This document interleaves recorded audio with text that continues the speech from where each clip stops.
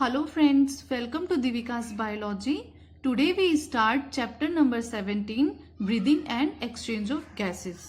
सबसे पहले हम देखेंगे ब्रीदिंग और रेस्पिरेशन में क्या डिफरेंस है. ब्रीदिंग में only exchange of gases takes place, while in respiration exchange of gases plus breakdown of nutrients takes place. Breathing में क्या होता है, हम O2 को अंदर लेते हैं और CO2 को एक्सहेल करते हैं. ये होता है ब्रीदिंग. रेस्पिरेशन में ब्रीदिंग इंक्लूड होती है और प्लस में ब्रेकडाउन ऑफ न्यूट्रिएंट. ये न्यूट्रिएंट का ब्रेकडाउन इसलिए हो रहा है ताकि हमें एनर्जी मिल सके बहुत सारी एक्टिविटीज को करने के लिए. So this is the difference of breathing and respiration. Next है रेस्पिरेटरी ऑर्गन्स. डिफरेंट एनिमल्स में ब्रीदिंग मैकेनिज्म डिफरेंट होता है और डिफरेंट ऑर्गन्स भी प्रेजेंट होते हैं. In case of lower invertebrates like sponges, coelenterates, flatworms, their breathing mechanism is simple diffusion. Simple diffusion method से they breathe. Next है earthworm.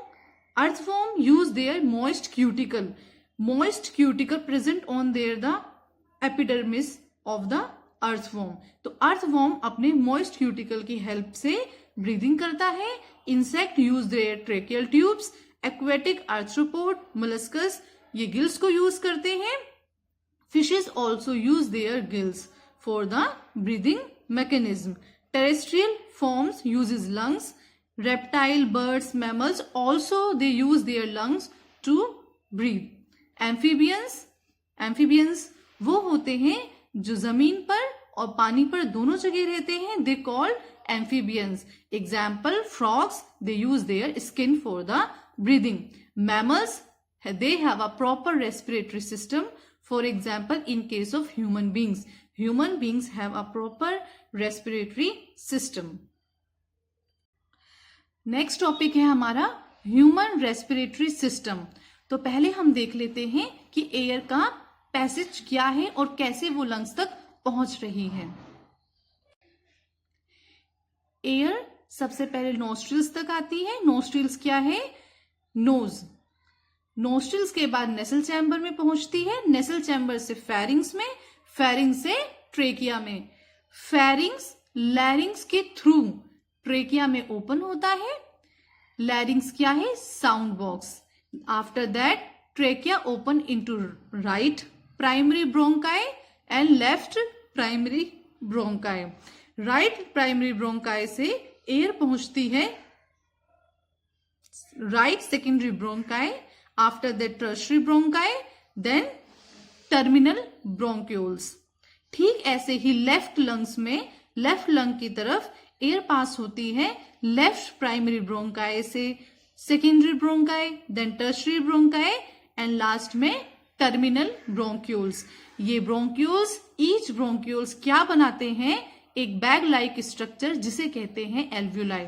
यानी लंग्स के अंदर नेटवर्क होता है, ब्रांचिंग नेटवर्क होता है ब्रोंकाई का, ब्रोंक्यूल्स का और एल्व्यूलाई का. ये सारे मिलकर के बनाते हैं लंग्स. लंग्स के अंदर ब्रांचेस होती हैं, नेटवर्क होता है ब्रोंकाई का, ब्रोंक्यूल्स का और एल्व्यूलाई का.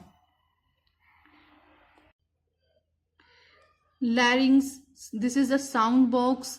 उसके बाद ट्रैकिया. ट्रैकिया ओपन हो जाती है राइट एंड लेफ्ट ब्रोंकाई में. ब्रोंकाई फिर फर्दर बन जाते हैं second bronchi, primary bronchi, then secondary, then tertiary. After that the terminal bronchi और द ब्रोंक्यूल. ये ब्रोंक्यूल छोटे छोटे गोल गोल बैग लाइक स्ट्रक्चर बना रहे हैं जिसे हमने कहा एल्व्यूलाई. एयर यहां पे आके पहुंचती है एल्व्यूलाई तक. अब हम मैकेनिज्म देखते हैं कि human respiratory system. Pair of external nostrils opening out above the upper lips. Upper lips के ऊपर क्या है, नोस्ट्रिल प्रेजेंट है which is leads to nasal chamber. Nasal chamber opens into pharynx and pharynx open into trachea through the larynx. Larynx is a sound box. During swallowing, glottis covered by a thin elastic cartilaginous flap called the epiglottis. जो glottis होता है वो epiglottis से covered होता है। खाना खाते time, swallow करते टाइम ग्लोटिस खाने को एपिग्लोटिस में जाने से प्रिवेंट करता है। During swallowing, glottis covered by a epiglottis. Glottis किससे कवर्ड है? एपिग्लोटिस से। एपिग्लोटिस क्या करता है? प्रिवेंट करता है entry of food into the larynx, यानी साउंड बॉक्स में कहीं फूड ना चला जाए। ट्रेकिया, अब एयर कहां पे आ गई? ट्रेकिया में पहुंच गई थी ना, फेरिंग्स से ट्रेकिया में। अब ट्रेकिया क्या है? एक स्ट्रेट ट्यूब है जो डिवाइड हो जाती है फिफ्थ थोरेसिक वर्टिब्रा पे, right and left primary bronchi में। अब एयर कैसे पास होगी? प्राइमरी ब्रोंकाई से फर्दर रिपीटेड डिविजन्स होते हैं, secondary bronchi, tertiary bronchi and terminal bronchioles. Each bronchioles give rise to number of bag like structure called alveoli. The branching network of bronchi, bronchioles and alveoli comprise the lungs. We have two lungs covered by a double layer pleura with the pleural fluid between them. lungs के ऊपर दो layer है जिसे कहते हैं pleura layer. इन दोनों layer के बीच में एक फ्लूइड प्रेजेंट है जिसे कहते हैं हम प्लूरल फ्लूइड। इसका काम क्या होता है? It reduces the friction on the lung surface. Lung surface पे ये फ्लूइड फ्रिक्शन को कम करता है। जो प्लूरल मेम्ब्रेन है उसकी बाहर वाली membrane, outer membrane thoracic lining के कांटेक्ट में रहेगी, जबकि इनर मेम्ब्रेन कांटेक्ट करेगी हमारे लंग सरफेस से। एक्सटर्नल नोस्ट्रिल से ब्रोंक्यूल्स तक ये पार्ट कहलाता है conducting part. Nostril, nasal chamber, then pharynx, then trachea, उसके बाद ब्रोंक्यूल्स है ना, primary, secondary, tertiary, terminal bronchioles. तो ये जो पूरा पैसेज है, ये जो पूरा पाथ है, ये कहलाता है कंडक्टिंग पार्ट।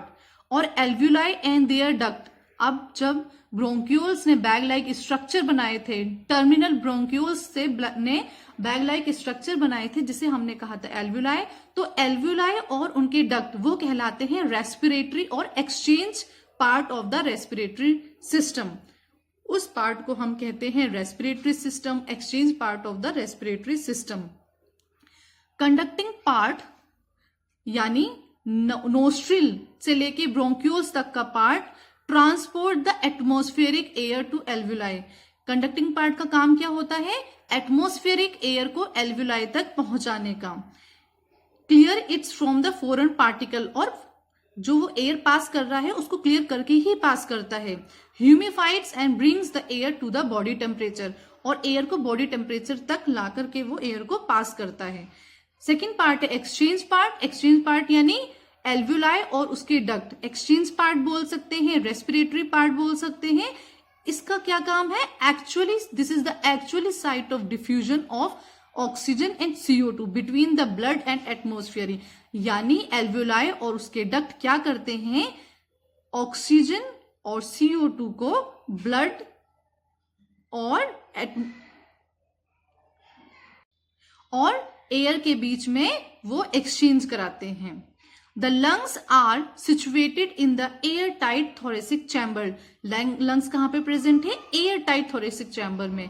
ये चैम्बर क्या है? Dorsally by the vertebral column or ventrally by the sternum and lateral by the ribs and on the lower side of dome shaped diaphragm। इस पॉइंट में हमने लंग्स की पोजीशन को बताया है, एक्सप्लेन किया है कि बॉडी में हमारा लंग्स कैसे सिचुएटेड है। अगर हम वर्टिब्रल कॉलम की तरफ से देखते हैं तो डोर्सली प्लेस्ड है, स्टर्नम से वेंट्रली एंड रिब से लेटरली प्लेस्ड है, and on lower side of dome shape diaphragm. Next point है the anatomical setup such that any change in the volume of the thoracic cavity will be reflected in the lung pulmonary cavity. अगर thoracic cavity में कोई भी change होगा तो ये सारा change हमें पल्मोनरी कैविटी में देखने को मिलेगा। Respiration involves the following step. Respiration में कुछ these are the following steps which are involve in the respiration. So first step है ब्रीदिंग। ब्रीदिंग क्या है? एटमॉस्फेरिक एयर को इन करना और CO2 को एल्वुलर एयर से रिलीज आउट करना, यानी बाहर निकालना। तो पहला स्टेप क्या है? ब्रीदिंग है रेस्पिरेशन में। अब दूसरा स्टेप क्या है? Diffusion of gases like O2 and CO2 across the alveolar membrane. Alveolar membrane के अक्रॉस CO2 और O2 का diffusion. Transport of gases by the blood, और इन्हीं गैसेस यानी O2 और CO2 का ब्लड में transport. Diffusion of O2 and CO2 between the blood and tissue. Fourth step में क्या होगा? ब्लड और टिश्यू के बीच में O2 और CO2 का डिफ्यूजन होगा। Fifth step, utilization of O2। ये जो O2 टिश्यू में पहुंचा है, सेल्स में पहुंचा है, उसका यूज करना for the catabolic reaction and releasing the CO2। Hypoxia, ये क्या है? जब ब्लड में ऑक्सीजन का लेवल कम हो जाता है। हाइपोक्सिया, जब टिश्यू सेल में ऑक्सीजन का लेवल कम होता है। Mechanism of breathing. Breathing involves inspiration and expiration, two process. Breathing में दो प्रोसेस इन्वॉल्व होते हैं, इंस्पिरेशन और एक्सपिरेशन। इंस्पिरेशन जब एटमॉस्फेरिक एयर अंदर आती है, यानी हम अंदर लेते हैं, उसे कहते हैं इंस्पिरेशन। जब हम एयर को बाहर निकालते हैं, रिलीज आउट, उसे कहते हैं हम expiration. Movement of air in and out, ये जो मूवमेंट का एयर का मूवमेंट हो रहा है, अंदर आना बाहर जाना, ये क्रिएट करता है डिफरेंस, जिसे कहते हैं हम प्रेशर ग्रेडियंट। इंस्पिरेशन कब होगा? इंस्पिरेशन होने के लिए क्या होना चाहिए? Pressure inside the lung is less. जब लंग्स के अंदर प्रेशर कम होगा तो इंस्पिरेशन होगा। जब लंग्स के अंदर प्रेशर ज्यादा होगा एज कंपेयर टू आउटसाइड, तो एक्सपिरेशन होगा। अब देखते हैं the diaphragm, external and intercostal muscles. Intercostal muscles कहां पे प्रेजेंट है? Between the ribs. रिब्स के बीच में इंटरकोस्टल मसल्स प्रेजेंट है। डायफ्राम, एक्सटर्नल और इंटरकोस्टल मसल्स जो कि रिब्स के बीच में है, ये क्या करती हैं? प्रेशर ग्रेडियंट को डेवलप करने में हेल्प करती हैं। कैसे? Due to change in the volume. जैसे ही थोरेसिक वॉल्यूम में चेंज होता है, उससे ये प्रेशर ग्रेडियंट को डेवलप कर देती हैं। कौन कौन डेवलप करता है? डायफ्राम, एक्सटर्नल और intercostal muscles. Intercostal muscles present है रिब्स के बीच में। तो ये डायग्राम है। एयर एंटर कर रही है। एयर एंटर कब करती है? जब डायफ्राम कॉन्ट्रैक्ट होता है। ये रिब केज है और रिब्स एंड स्टर्नम रेज्ड हो रही है। This is the volume of thoracic increased. Thorax का वॉल्यूम क्या हो गया? इंक्रीज हो गया। The contraction of intercostal muscles. जब इंटरकोस्टल मसल्स में कॉन्ट्रैक्शन होता है, it lift the ribs and sternum causing the increase in volume thoracic cavity. तो ये क्या करते हैं? रिब्स और स्टर्नम को लिफ्ट कर देते हैं, जिसके कारण से क्या होता है? थोरेसिक कैविटी का वॉल्यूम इंक्रीज हो जाता है और प्रेशर क्या होता है? डिक्रीज हो जाता है as compare to atmosphere. This cause inspiration. अब रिलैक्सेशन। डायफ्राम रिलैक्स्ड हो गया, रिब्स एंड स्टर्नम अपने ओरिजिनल पोजीशन पे आ गए। अब एयर क्या हो गया? एक्सपेल होने लगा और थोरेक्स का वॉल्यूम क्या हो गया? कम हो गया। Relaxation of the diaphragm and intercostal muscles reduces the thoracic volume and increases the pressure causing the expiration. The volume of air involved in breathing movement is estimated by using a spirometer. ये जो volume breathing में हम हो रहा है, air का volume जो involve हो रहा है ब्रीदिंग में, वो हम कैसे डिटेक्ट कर सकते हैं? By using a spirometer for a clinical assessment of pulmonary function.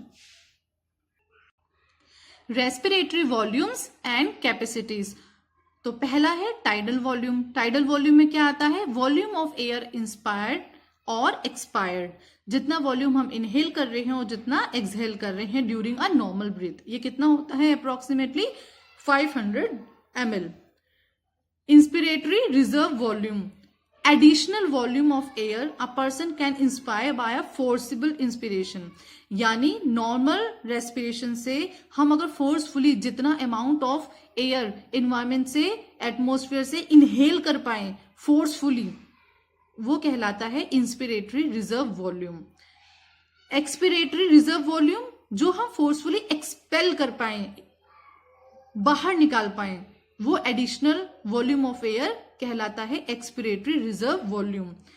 Fourth है residual volume, volume of air remaining in the lungs, वो वॉल्यूम जो लंग्स में रह जाता है even after a forcible expiration, यानी हमने बहुत फोर्स लगा करके बहुत एक्सहेल कर लिया है, उसके बाद भी हमारे अंदर जो वॉल्यूम एयर का रह जा रहा है वो कहलाता है रेजिडुअल वॉल्यूम। फिफ्थ है इंस्पिरेटरी कैपेसिटी, तो ये बनता है inspiratory capacity is the total volume of air a person can inspire after a normal respiration. ये बना होता है tidal volume plus inspiratory reserve volume, ये दोनों मिलकर के बनाते हैं इंस्पिरेटरी कैपेसिटी। ठीक वैसे है एक्सपिरेटरी कैपेसिटी, ये बनता है tidal volume plus expiratory reserve volume. Seventh है functional residual capacity, so volume of air that will remain in the lungs after a normal expiration, that is expiratory reserve volume plus residual volume, ये दोनों मिलकर के बनाते हैं functional residual capacity. Vital capacity, the maximum value of air a person can breathe in after a forced expiration, वो maximum volume air की जो person breathe कर सकता है after a forced expiration. Vital capacity में क्या क्या इंक्लूड होता है? Expiratory reserve volume, tidal volume और इंस्पिरेटरी रिजर्व वॉल्यूम, ये सब मिलाकर के बनाते हैं vital capacity. This is the maximum value of air a person can breathe out after a forced inspiration. Total lung capacity, total volume of air accumulated in our lungs at the end of a forced inspiration. This includes RV, ERV, TV, tidal volume, inspiratory reserve volume और a vital capacity plus a residual volume. Next topic है exchange of gases. Exchange of gases, air कहाँ पे पहुंच गई? Terminal bronchioles में, जिन्होंने bag like structure बनाया था, जिसे हमने कहा था इस स्ट्रक्चर को एल्वुलाई। एयर एल्वुलाई तक पहुंच गई, एल्वुलाई पे क्या होगा? अब डिफ्यूजन और exchange of gases takes place. तो हमारा टॉपिक है exchange of gases. Alveoli are the primary site of exchange of gases. Exchange of gases also occurs between the blood and the tissue by a simple diffusion based on a pressure और concentration gradient। ठीक है, rate of diffusion depend on the solubility of gases and thickness of the membrane। अब ये जो diffusion हो रहा है alveoli में, वो किस बात पे डिपेंड करता है कि गैस की solubility क्या है और मेम्ब्रेन की थिकनेस क्या है ना? ब्लड और टिश्यू के बीच में होगा एक्सचेंज। पार्शियल प्रेशर यानी partial pressure of O2 for oxygen हमने ऐसे डिनोट किया है, और PCO2 किसके लिए यूज किया है हमने? कार्बन डाइऑक्साइड, यानी partial pressure of CO2। Pressure contributed bye an individual gases in a mixture of gases. Partial pressure हम कैसे देख रहे हैं? इन इंडिविजुअल गैसेस का partial pressure mixture of gases में। जो ये डिफ्यूजन हो रहा है उसमें क्या होगा? इस एक्सचेंज में ये होता है कि जो एल्वुलाई है वो ऑक्सीजन को टिश्यू तक पहुंचाती है, ठीक है, और टिश्यू अपने अंदर का, अब एल्वुलाई टिश्यू तक कैसे पहुंचा रही है? ऑक्सीजन को ब्लड के थ्रू पहुंचा रही है, ठीक है, और टिश्यू के अंदर क्या प्रेजेंट होगा? CO2 प्रेजेंट होगा, जो कैटाबॉलिक एक्टिविटी से CO2 रिलीज हुआ था, ठीक है, तो टिश्यू के पास CO2 होगा ज्यादा, तो टिश्यू अपना कार्बन डाइऑक्साइड ब्लड में ट्रांसफर कर देगा और ब्लड क्या करेगा? ऑक्सीजन को टिश्यू तक दे देगा। अब ये डाटा है, ये टेबल है जो बता रही है रेस्पिरेटरी O2, जो हमने इंस्पायर क्या है O2 को, उसका क्या कॉन्सेंट्रेशन है, और जो टिश्यू के अंदर कार्बन डाइऑक्साइड है उसका क्या कॉन्सेंट्रेशन है। ठीक है, the data given in the table clearly indicates a concentration gradient for oxygen from alveoli to blood and blood to tissue. Oxygen कैसे ट्रांसफर हो रहा है, एल्वियोलाई से ब्लड में, ब्लड से टिश्यू में। Similarly CO2 gradient is also present in opposite direction. ठीक है ना, इस कॉलम में हमने O2 का कॉन्सेंट्रेशन बताया है और उसके ऑपोजिट कॉलम में हमने CO2 का कॉन्सेंट्रेशन बताया है। Similarly CO2 gradient is also present in opposite direction. CO2 का मूवमेंट कैसे हो रहा है यार, from tissue to blood then blood to alveoli. अब एल्वियोलाई में जो CO2 आ गया है वो एक्सहेल हो जाएगा, यानी अब बॉडी से बाहर निकल जाएगा। As the solubility of CO2 is 20 to 25 times than the O2, अगर CO2 की solubility ऑक्सीजन से 20 से 25 टाइम ज्यादा होगी, amount of CO2 diffuses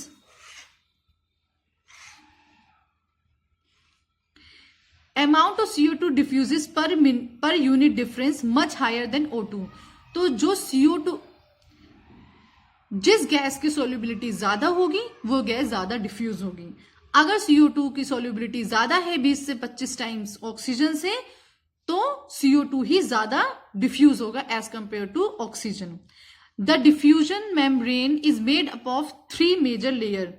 ये जो मेम्ब्रेन है वो 3 मेजर लेयर से बनी हुई है। First, thin squamous epithelium of alveoli, endothelium of alveolar capillaries and basement substance in between them.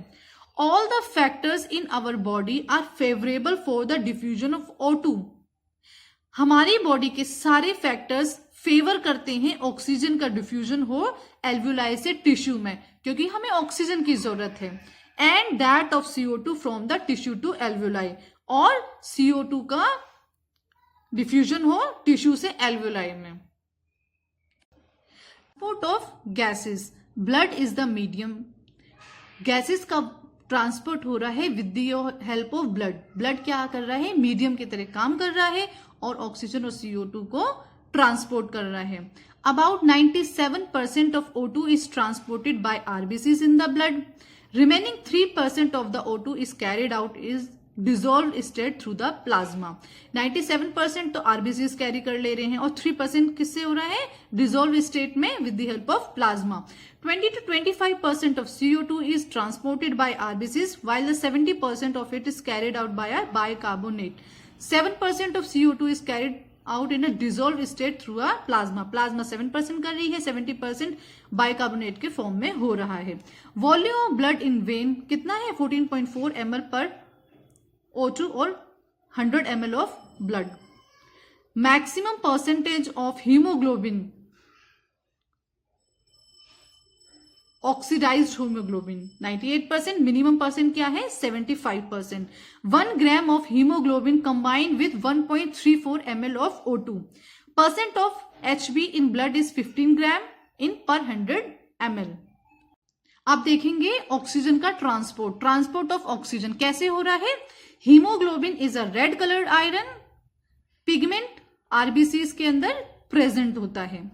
O2 bind करती है हीमोग्लोबिन से रिवर्सिबल मैनर में, यानी वो बाइंड भी कर सकती है और रिलीज भी हो सकती है हीमोग्लोबिन से टू फॉर्म ऑक्सी हीमोग्लोबिन, यानी ऑक्सीजन जब मिलती है हीमोग्लोबिन से बाइंड करती है तो वो बन जाता है ऑक्सी हीमोग्लोबिन।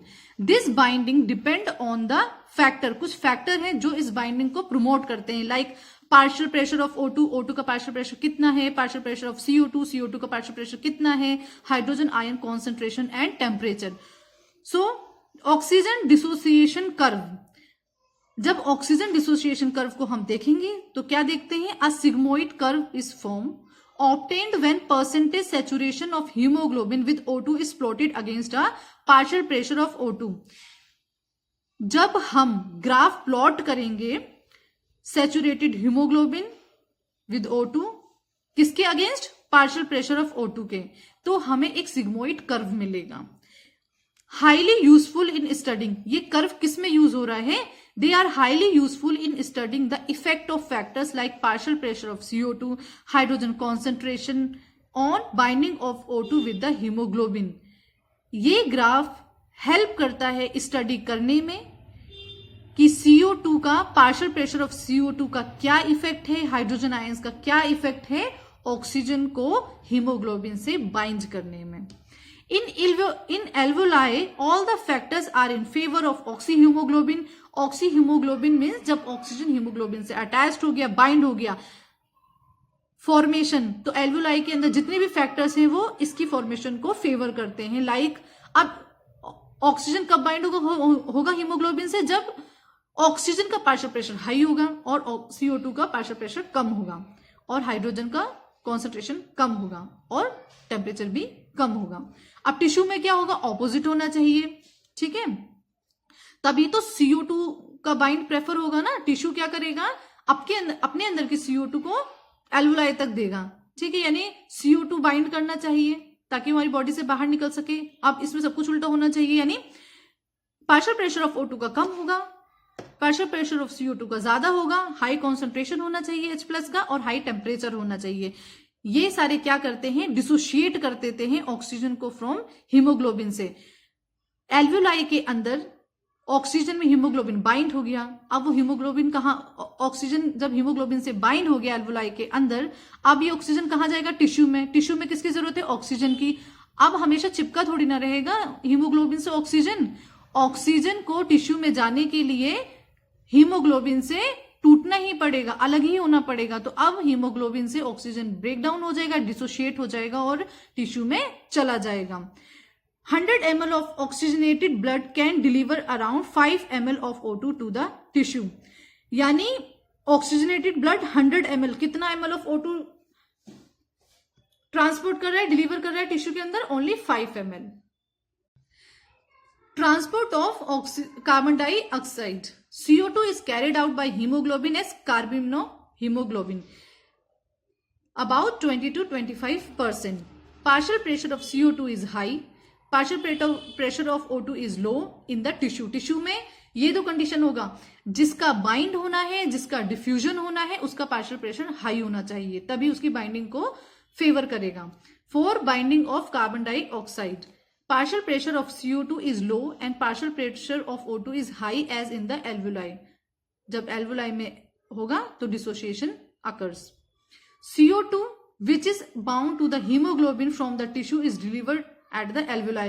CO2 कहाँ डिलीवर होती है? alveoli में. तभी तो alveoli उसको बाहर निकाल देता है बॉडी से. और टिश्यू में किसकी जरूरत होती है? ऑक्सीजन की. तो ऑक्सीजन का डिसोशिएट कहां पे होगा? टिश्यू के अंदर. RBCs contain high concentration of carbonic anhydrase enzyme, small amount in plasma. RBCs के अंदर क्या है? हाई कॉन्सेंट्रेशन है कार्बोनिक एनहाइड्रेस एंजाइम की, और प्लाज्मा के अंदर क्या है? स्मॉल अमाउंट में ये एंजाइम प्रेजेंट है. CO2 plus H2O, carbonic anhydrase क्या बन गया? बाइकार्बोनेट. देन उसके बाद कार्बोनिक एनहाइड्रेस, फिर H+ यहां से रिलीज आउट हो गया. In tissue due to catabolism partial pressure of CO2 increase. ठीक है, CO2 diffuses into blood and form HCO3 negative plus H+. ठीक है, आरबीसीज एंड प्लाज्मा में. एंड एल्वुलर साइट, एल्वुलर ये था टिश्यू में. टिश्यू में क्या हो रहा था? CO2 का पार्शियल प्रेशर बढ़ गया था तो CO2 डिफ्यूज हो गए थे ब्लड में. ठीक है, catabolism, due to catabolism. And alveolar site, alveoli में क्या होगा? पार्शियल प्रेशर ऑफ CO2 कम हो जाएगा to form CO2 plus H2O. जब एल्वुलर में CO2 पहुंच जाएगा तो वहां पे हम चाहेंगे कि CO2 अब डिसोशिएट हो जाए हमारे हीमोग्लोबिन से. एल्वुलाई के अंदर CO2 आ जाएगा और वो बॉडी से बाहर निकल जाएगा. CO2 trapped as a bicarbonate at tissue level. Tissue level पे CO2 कैसे ट्रैप हो जाता है? बाइकार्बोनेट की फॉर्म में. 100 ml of deoxygenated blood. Deoxygenated blood 100 ml deliver करता है 4 ml of CO2 to the alveoli. This is the Bohr's curve और oxygen haemoglobin dissociation curve. Partial pressure 50 is that partial pressure of O2 at which 50% of over hemoglobin gets saturated with O2.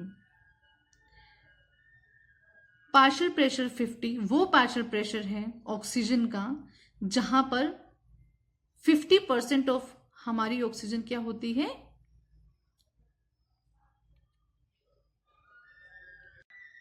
जहां पे 50% हमारा haemoglobin saturate हो जाता है oxygen से.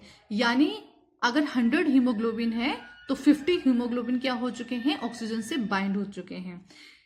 Partial pressure 50 कितना हो गया, 27 mm mercury. When curve go on right, जब ये कर्व राइट की तरफ जा रहा है, एफिनिटी डिक्रीजेस, तो जो बाइंडिंग कैपेसिटी है हीमोग्लोबिन की ऑक्सीजन से वो क्या होगी, कम हो जाएगी. When curve go on left, और जब कर्व लेफ्ट की तरफ जा रहा है तो ये एफिनिटी क्या हो रही है, बाइंड करने की बढ़ रही है. Partial pressure 50 increases then affinity decreases. अगर ये पार्शियल प्रेशर 50 से ज्यादा बढ़ रहा है तो क्या हो रहा है, एफिनिटी कम हो रहा है. एक आरबीसी 260 मिलियन एचपी से, एक आरबीसी के अंदर कितनी एचबी होते हैं, 260 मिलियन एचबी. एक एचबी 96% ऑफ ड्राई वेट होता है आरबीसी का, और 30% वेट होता है फ्रेश वेट ऑफ आरबीसी का. These are the some extra point which I included in this video. यहां तक हमने कर्व को डिस्कस किया है और ये 2 पॉइंट एक्स्ट्रा पॉइंट है. Regulation of respiration. ठीक है, रेस्पिरेशन कैसे रेगुलेट हो रहा है, regulation done by neural system, medullary region of brain called respiratory rhythm centre. Respiration का रेगुलेशन हो रहा है न्यूरल सिस्टम से, न्यूरल सिस्टम के मेडुलर रीजन से ब्रेन के, जिसे हम कहते हैं रेस्पिरेटरी रिदम सेंटर. यानी मेडुलर रीजन ब्रेन का क्या कहलाता है, respiratory rhythm system. Another centre present in the pons region. दूसरा रीजन कहां प्रेजेंट है, पोन्स रीजन ब्रेन के, उसे कहते हैं हम pneumotaxic centre. Can moderate the function of respiratory rhythm centre. ये क्या करता है, रेस्पिरेटरी रिदम सेंटर के फंक्शन को मॉडरेट करता है. A chemosensitive area is situated adjacent to the rhythm centre. Rhythm centre के पास क्या है, chemosensitive area which is highly sensitive to CO2 and hydrogen ions. जो CO2 और हाइड्रोजन आयंस के लिए बहुत ही हाईली सेंसिटिव है. Increase in CO2 and hydrogen activate this centre. जैसे ही CO2 और हाइड्रोजन का कॉन्सेंट्रेशन थोड़ा सा ज्यादा होता है, कीमोसेंसिटिव एरिया एक्टिवेट हो जाता है. The role of oxygen in the regulation of respiratory rhythm is quite insignificant.